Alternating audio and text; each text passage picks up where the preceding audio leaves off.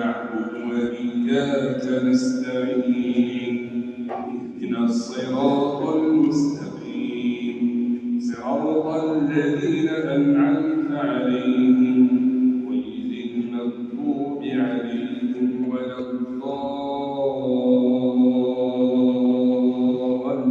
الضالين آمين. وإذ ابتلى إبراهيم ربه بكلمات فأتمهن قال إني جاعلك للناس إماما قال ومن ذريته قال لا ينال عهدي الظالمين.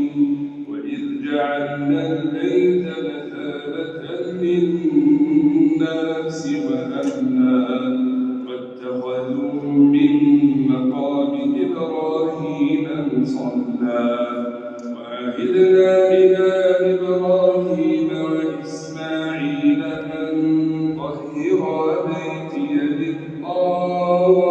للطائفين والعاكفين والركع السجود. وإذ قال إبراهيم رب اجعل هذا بلدنا آمنا وارزق أهله من الثمرات من آمن منهم بالله واليوم الآخر قال ومن كفر فأمتعه قليلا ثم أضطره إلى عذاب النار وبئس المصير. وإذ يرفع إبراهيم القواعد من البيت وإسماعيل ربنا تقبل منا إنك أنت السميع العليم ربنا واجعلنا مسلمين لك ومن ذريتنا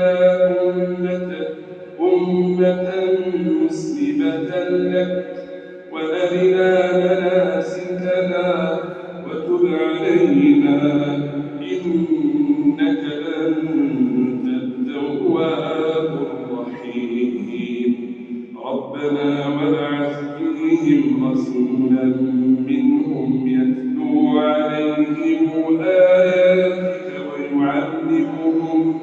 ويعلمهم الكتاب والحكمة ويزكيهم إنك أنت العزيز